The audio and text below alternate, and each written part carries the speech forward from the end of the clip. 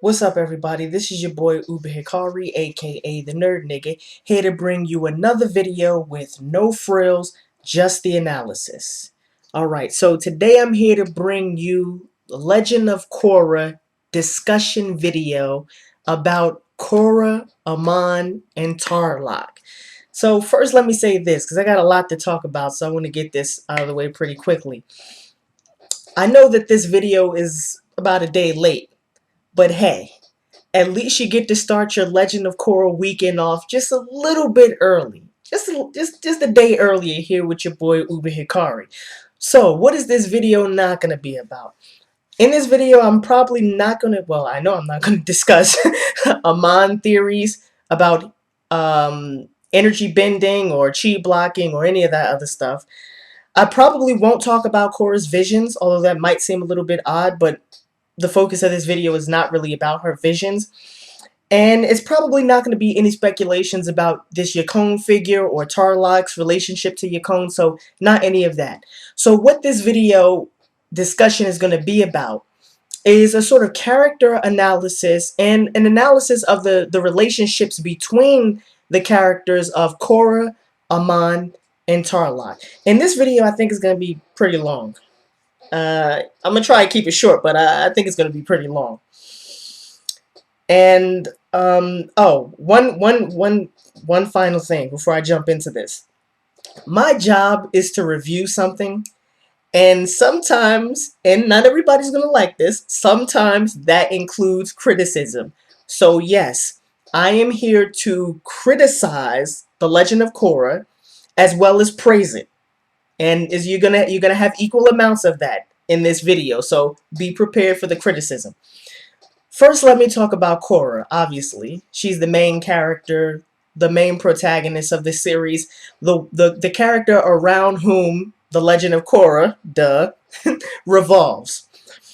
And I just have to say this. My main gripes with Korra is that she's just underdeveloped to me. She's an underdeveloped protagonist. And here's what I mean by this. And I've mentioned this now for several occasions. And I've pointed to this as a potential weakness in the writing of the series, and I think it's being a little bit borne out, although there is some hope for recovery with this upcoming episode this weekend, tomorrow actually. The fundamental role of any protagonist you can find in any story, anywhere, any narrative, is to address the central conflict of the story. That's what the fundamental role of the protagonist is, to address the central conflict of the story. And the central conflict of this story happens to be a political conflict. Therefore, as the protagonist, Korra must address this political conflict. And I don't think that she's doing enough of that. I just don't think she's doing enough of that. She has not shown, at least to me, and people have been saying, well, Korra used to be in the water tribe and she's not used to dealing with politics of the big city, and I understand that, but she's the avatar and we're now on episode 8, and as far as I can tell, she does not have the political insight necessary to deal with this political situation, and she's getting just outmaneuvered on almost every level by first by Amon and now by Tarlock. I mean, she's been kidnapped and taken hostage. The avatar. Wow. Wow. And and and let me just say this to make a couple of distinctions. She has a pretty good fleshed out character. I like her personality. She has a good personality, but she doesn't have good character development. She just doesn't. She doesn't have good character development, although she has a very good established character foundation. No character development. She's been willing to fight. That's a part of her personality. She's, super aggressive. But just like I said in a recent video on Naruto, fighting is not the fighting is just a tool that the author uses. It's supposed to be a device. It's supposed to be the means by which the author explores deeper ideological conflicts in the narrative. So while I think it's cool that she's fighting Amon, and I think it's cool that she confronts Tarlock and fights him as well, and it was certainly a great fight, there needs to be more character development with respect to her insight in terms of how she deals with this political situation that's practically turned into a civil war all around her in Republic City. And I don't mean to suggest that there isn't the potential for her to gain this character development. That's not my suggestion. I think that she eventually will. And I think the seeds of that have already started to be sown, especially when she told Tenzin about her visions, and his advice to her was to meditate. And also when she pointed out to Tarlock, she said, uh, she basically let it be known that she's not a fool. And she told Tarlock in the last episode, I see the way you've been manipulating Lin Bei Feng and how you used me when you tried to get me to join your task force, and I'm not allowing you to manipulate me like that anymore. So I think there is definitely the potential there for her to gain this political insight. I just think that after 8 episodes, this should have been done sooner. It should have been done sooner. So hopefully it'll be done in the next episode. And and here's what I perceive to be the major problems and the major obstacles to Korra's character development with respect to politics. And I think this might seem odd to a lot of people, but Tenzin is problematic to me. And Tenzin's relationship to Korra is problematic to me. It seems to me that Korra doesn't fight Amon because she disagrees with his political ideology. In fact, I don't ever remember her. I mean, besides this last episode, I don't think she's ever come out and just straight up said that Amon is evil or that Amon is bad. I don't think she's ever come out and said that. I think that that's just something that she's just taken for granted. And again, I don't think she disagrees, or rather, I don't think she fights with Amon because she disagrees with his political ideology. I think she fights with Amon because I think this is what she thinks other people expects her to do. That she's trying to live up to other people's expectations. Or another reason is because she's arrogant. One of the first things she did when she got to Republic City is to call out Amon and say, hey, let's duke this out, let's fight. But I think the major problem is that she's trying to live up to other people's expectations of what the role of the Avatar is supposed to be. And the main person who's driving these expectations is Tenzin. Tenzin has the most political influence over her. And I think, and perhaps the writers don't intend it to look this way, but from my perspective, it looks like paternalism. It looks like paternalism. I mean, of course, Korra is naive. She's a little bit gullible, but I think Tenzin's character is a bit too much, is a bit too overbearing when it comes to Korra. And I think that he has too much political influence over Korra, and I think that as a result, she hasn't had the I don't think she's had the opportunity to develop her own identity, to develop her own political identity. And I think that's the key thing that's necessary in order for her to deal with this political situation. And another thing that sort of ties into this, that ties into Tenzin being a little bit paternalistic, and that ties into the Order of the White Lotus, is the question I've had for at least a couple of weeks now. Why is Korra so weak compared to Aang? And I don't just mean physically weak, but I mean spiritually weak as well. It doesn't seem like this should be the case. She's had 10 plus years to train with people from the Order of the White Lotus. 10 years. I mean, that's a significant opportunity, a significant advantage that Korra had that Aang never had. She's being trained by people from the Order of the White Lotus. And I think that while it is good that the Order of the White Lotus was there to shield her and protect her, I think that by shielding her from the outside world and by protecting her from the outside world, that they crippled her. They crippled her and left her with an inability to establish her own identity. Because even though the Order of the White Lotus was there to shield Korra and protect her, who set that organization up for the next Avatar? Aang did. And so it seems like Korra has been living her entire life in the shadow of Aang, and that as a result, she has not been able to establish her own political identity, and she hasn't been able to establish her own political ideology. And we haven't had a scene where we can gain access to her thoughts about the political situation. There's never been a scene of introspection for Korra's character. Not one scene of introspection. We our access to her psychology is extremely limited. And the only thing that we've been able to glean with respect to her psychology is that one time when she was scared of Amon. But what happened with that? 2 episodes later, it was like it never happened. She was all gung ho again. Oh, I'm ready to go after Amon. And we're like, wait a minute, weren't you just scared of him 2 episodes ago? What happened? So to me, that was a perfect opportunity for some character development for Korra's character that was just passed over because of the very fast pacing of this series. And that's another thing I have to talk about. Initially, I thought that the pacing of the series, while it was very fast, I thought that it was okay. I thought that it wasn't too bad. But now I'm starting to see that the fast pacing of this series has led to the underdevelopment of Korra's character. And for those of you who are familiar with my views on narrative and who know me, know that I would much rather have character development at the expense of plot progression.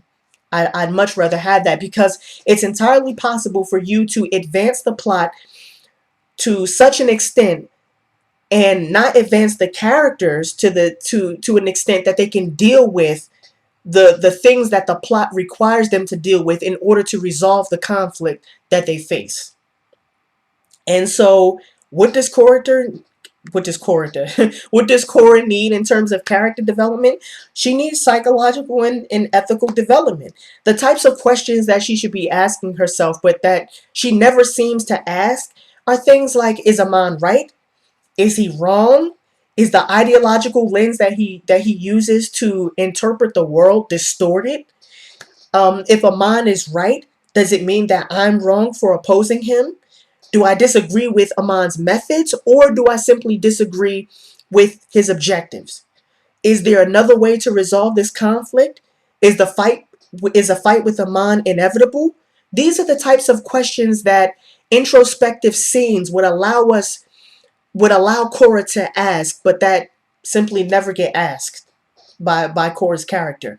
And in the next episode, I think this is a perfect opportunity. And I actually thought this before I saw that the promo for next week's episode, which it seems like she's meditating and looks like she's finally gonna be able to contact Aang. But my initial thoughts about her being kidnapped was thumbs up, this is awesome.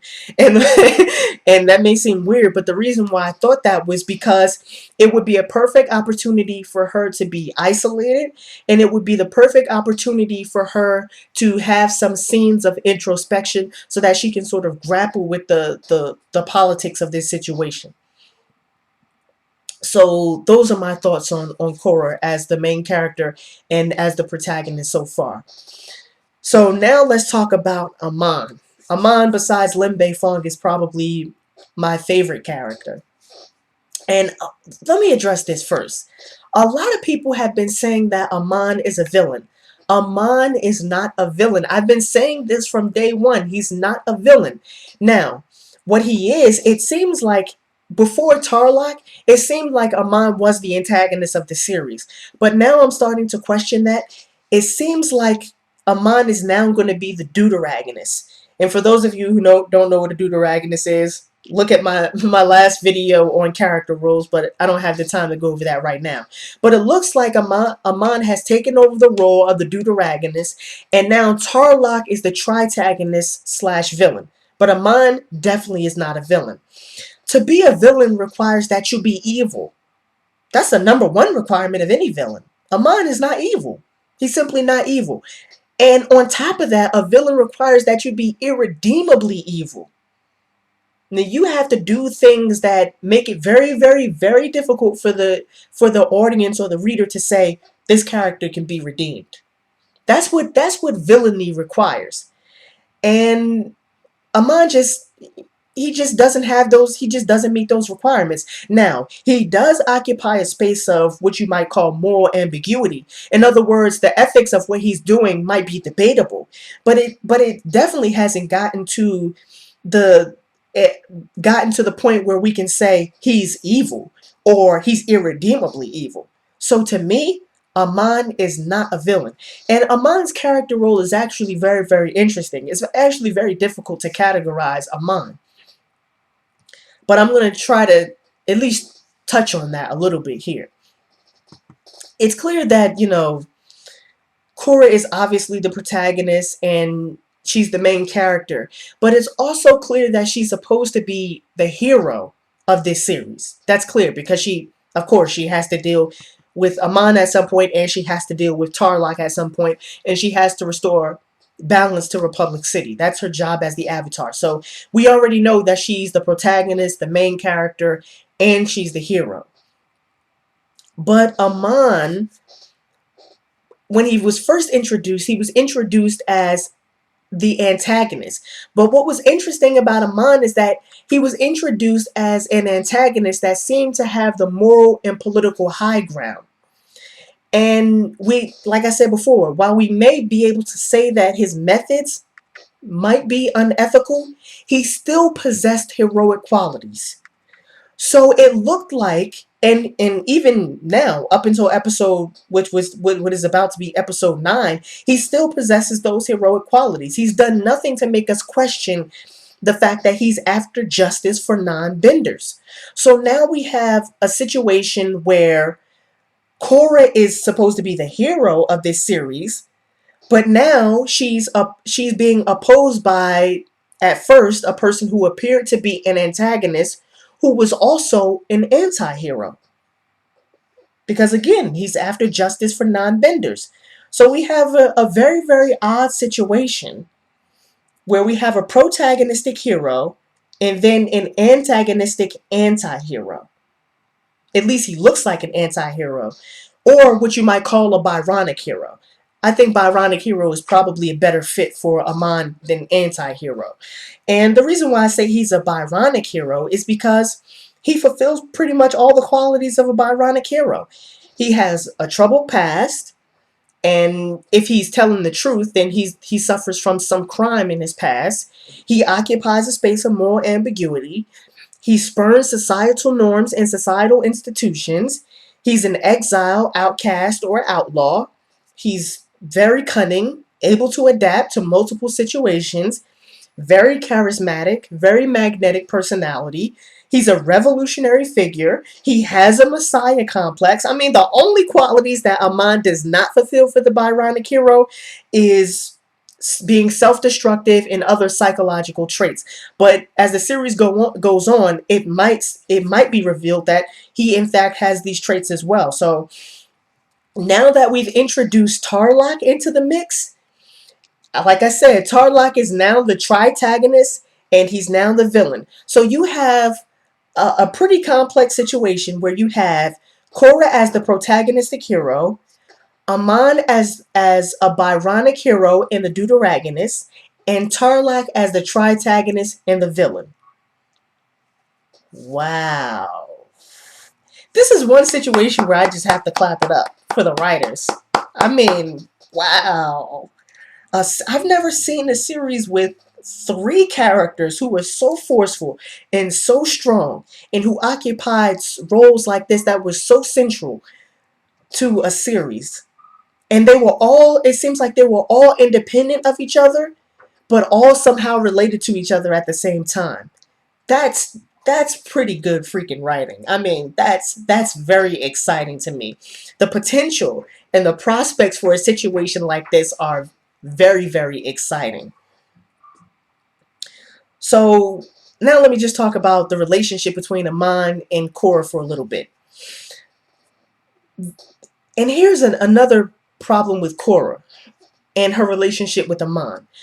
It seems to me that Korra believes that as the Avatar, she must have support of certain political institutions.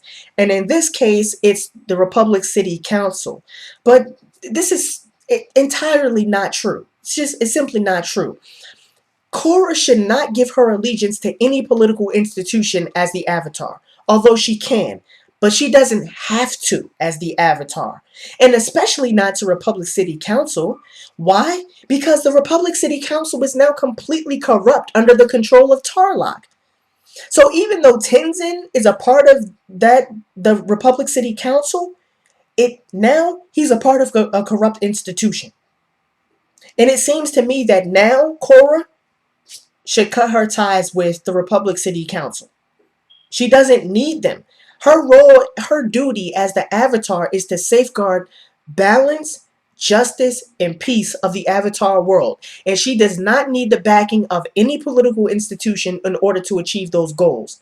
And so, if she continues to be a part of the Republic City Council, which is trying to go after Amon, I think that will only sort of, I think that would be a bad move on her part, because she would ally herself with the corrupt institution that Amon has every right to challenge, especially now that Tarlock has started to institute these anti non-bender policies, basically oppressing and discriminating against non-benders. So I think that if she continues to ally herself with a corrupt Republic City Council, that Amon will gain even more political and moral high ground. So I think the key question that Korra has to ask herself with respect to her relationship to Amon now is, will she continue to support a government that Amon has every reason to challenge the legitimacy of? So, and this could lead to some very, very interesting prospects, because like I said, Amon is not a villain. He's sort of an anti-hero or a Byronic hero, if you will. And Korra's obviously the hero of this series. And since Tarlock is the villain, you see where I'm going with this? We might get a situation, which I would absolutely love. We might get a situation where Korra and Amon team up to take out Tarlock. That would be very, very interesting. So now let me talk about Tarlock and how Tarlock fits into this whole thing. First of all, Tarlock is not Amon. He's just not Amon. And I'm sorry to break it to you guys like this, who were hoping that who were thinking maybe Tarlock is Amon. No, Tarlock is not Amon. And I know a lot of you were pointing out the fact that there was a scene in last week's episode where Tarlock turns around and he faces the waterfall, and his reflection in the waterfall makes it look like he's Amon. But let me tell you, people, that's a red herring. That's a red herring. If you ever needed an example of what a red herring is, look at that waterfall scene. Tarlock is not Amon, and here's why. From a psychological standpoint, Amon and Tarlock are completely different. They have completely different psychological profiles. Tarlock lacks self-control. He's a megalomaniac with psychopathic tendencies. Amon may be narcissistic. I think he is a narcissist, but he's not a megalomaniac. He doesn't have a god complex. Tarlock has a god complex. He's a megalomaniac. Amon, on the other hand, is a narcissist with a messiah complex. Those are two different things, ladies and gentlemen. Those are two different things. Tarlock is a megalomaniac. Amon is a narcissist with a messiah complex. He doesn't believe he's all powerful. He doesn't believe he's omnipotent. He doesn't want power. What he wants is justice. At least this is what he claims.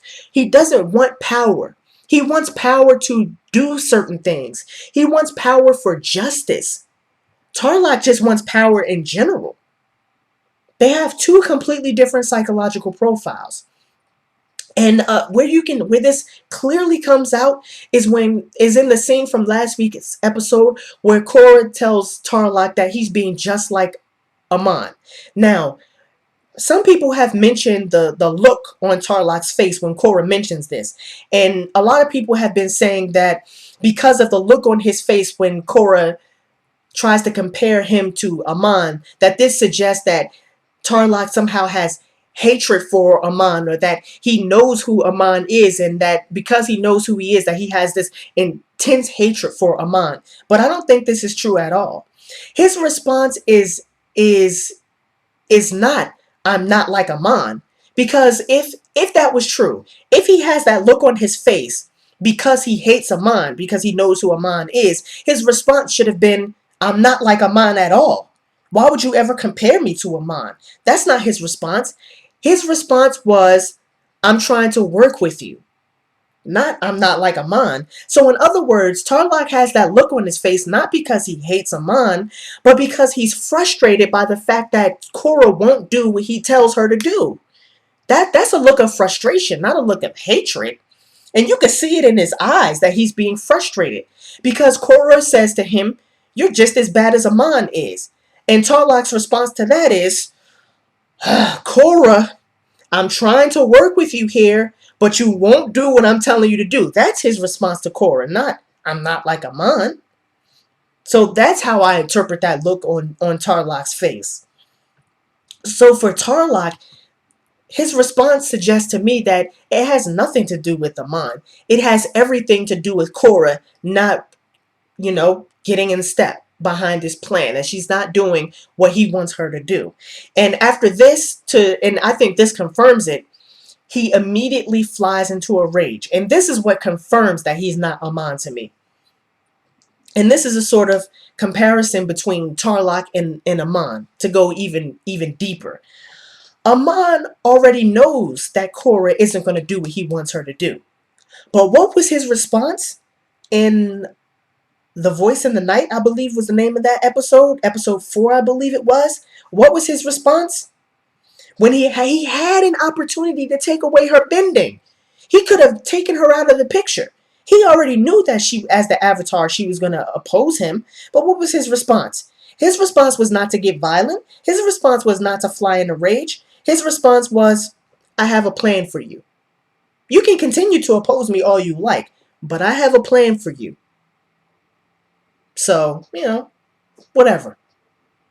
That's a completely different response than the one Tarlock had in the last episode. I mean, he flies into a violent rage. I mean, water bends. The destructive power of the water bending sliced his desk in half. That's not the same psychological profile that Amon has.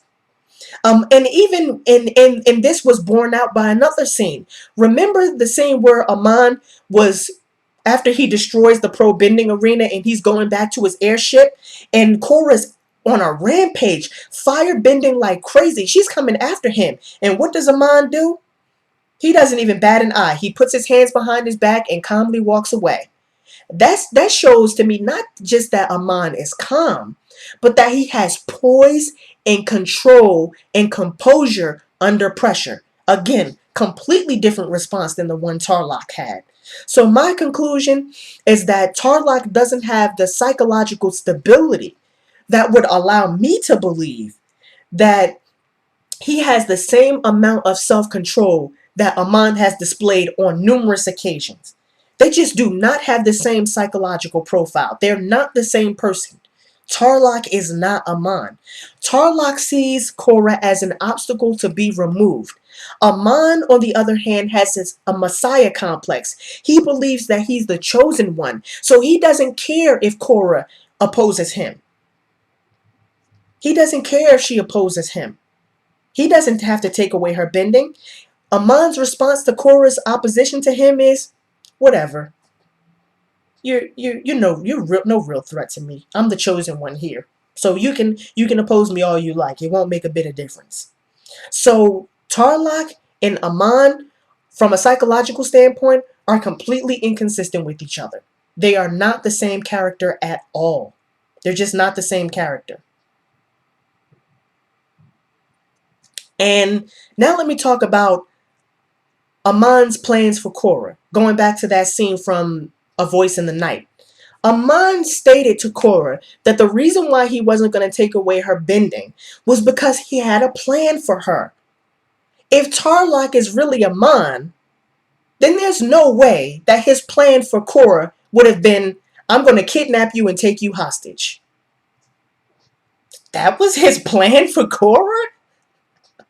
I'm gonna kidnap you and take you hostage?